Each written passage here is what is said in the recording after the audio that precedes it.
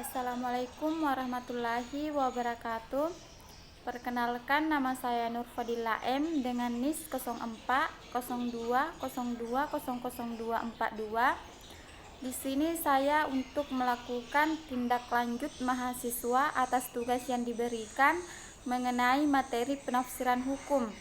Langsung saja soal yang pertama yang diberikan, apakah yang kalian pahami tentang penafsiran hukum? Jadi, penafsiran atau interpretasi merupakan metode penemuan hukum yang memberi penjelasan yang gamblang mengenai undang-undang agar ruang lingkup kaidah dapat diatur dengan peristiwa tertentu. Metode ini bertujuan sebagai sarana atau alat untuk melihat makna undang-undang. Interpretasi adalah metode penemuan hukum dalam hal peraturannya ada, tetapi tidak jelas untuk dapat diterapkan pada peristiwanya. Kemudian adapun kategori penafsiran hukum, yaitu dalam pengertian subjektif dan objektif. Subjektif yaitu apabila ditafsirkan seperti yang dikehendaki oleh pembuat undang-undang. Sedangkan objektif yaitu apabila penafsiran lepas daripada pendapat pembuat undang-undang dan sesuai dengan adat bahasa sehari-hari. Kemudian dalam pengertian sempit dan luas. Sempit yaitu apabila dalil yang ditafsirkan diberi pengertian yang dibatasi. Sedangkan luas yaitu apabila dalil yang ditafsirkan diberi pengertian seluas-luasnya.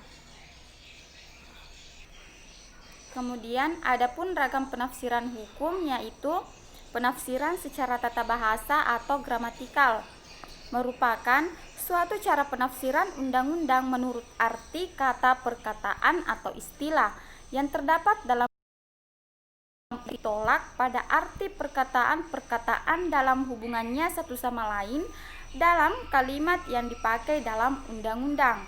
Kemudian yang selanjutnya penafsiran sistematis, merupakan suatu penafsiran yang menghubungkan pasal yang satu dengan pasal-pasal lain dalam suatu perundang-undangan hukum lainnya, atau dapat dikatakan menghubungkan makna pasal yang satu dengan makna pasal yang lainnya.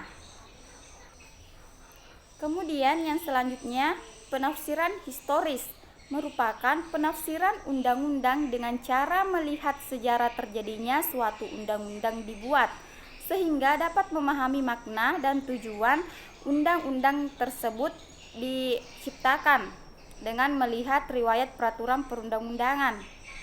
Kemudian yang selanjutnya penafsiran sosiologis atau teologis, merupakan penafsiran yang disesuaikan dalam keadaan masyarakat Indonesia. Maksudnya bahwa maksud dan tujuan hukum diciptakan adalah untuk memenuhi kebutuhan manusia. Peraturan perundang-undangan disesuaikan dengan hubungan dan situasi sosial masyarakat sekarang. Kemudian yang selanjutnya penafsiran autentik atau resmi, merupakan penafsiran resmi yang diberikan oleh pembuat undang-undang. Kemudian selanjutnya penafsiran nasional, merupakan penafsiran yang menilik sesuai tidaknya dengan sistem hukum yang berlaku. Kemudian penafsiran analogis, merupakan tafsiran yang memberi pada sesuatu dengan memberi ibarat kata-kata tersebut sesuai dengan asas hukumnya. Kemudian selanjutnya penafsiran ekstensif, merupakan penafsiran yang dilakukan dengan cara memperluas kata-kata yang terdapat dalam peraturan perundang-undangan sehingga suatu peristiwa dapat dimasukkan ke dalamnya. Perluasan arti kata-kata tersebut di dalam penafsiran ekstensif ini terkait dengan pasal 326 KUH Perdata, KUH Pidana, maksud saya terkait erat dengan pasal 326 KUH Pidana, yaitu berbunyi, barang siapa mengambil sesuatu yang seluruhnya atau sebagian kepunyaan orang lain dengan maksud untuk memiliki secara melawan hukum, diancam karena pencurian dengan pidana penjara paling lama 5 tahun atau pidana denda paling banyak Rp900. Kemudian selanjutnya penafsiran restriktif, merupakan suatu penafsiran yang dilakukan dengan cara membatasi atau mempersempit arti kata-kata yang terdapat dalam peraturan perundang-undangan. Contohnya, kerugian tidak termasuk kerugian yang tak berwujud seperti sakit, cacat, dan sebagainya. Kemudian yang selanjutnya, penafsiran komparatif merupakan penafsiran dengan membandingkan untuk memberi kejelasan mengenai suatu ketentuan itu.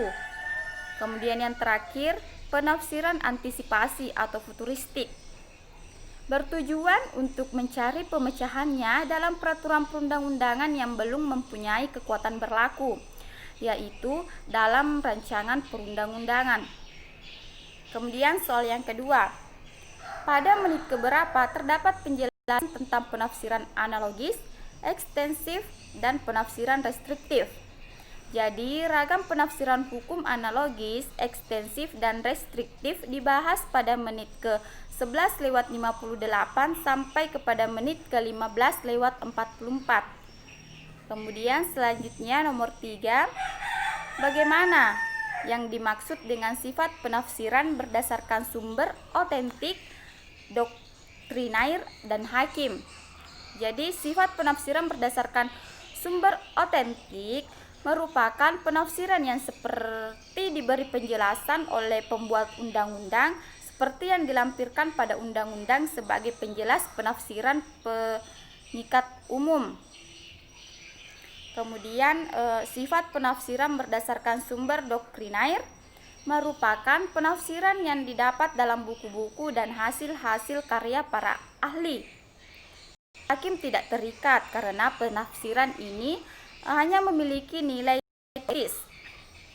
Kemudian sifat penafsiran berdasarkan sumber hakim merupakan penafsiran yang bersumber pada hakim atau pengadilan, hanya mengikat pihak-pihak yang bersangkutan dan berlaku bagi kasus-kasus tertentu. Pasal 1917 ayat 1 KUH Perdata. Kemudian soal yang terakhir, apa yang dimaksud dengan penafsiran restentif? Jadi penafsiran restentif adalah suatu penafsiran yang dilakukan dengan cara membatasi atau mempersempit arti kata-kata yang terdapat dalam peraturan perundang-undangan.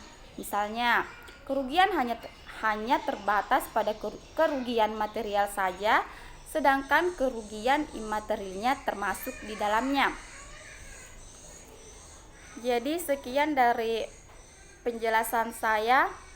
Jika ada kesalahan mohon dimaafkan. Assalamualaikum warahmatullahi wabarakatuh. Annyeong.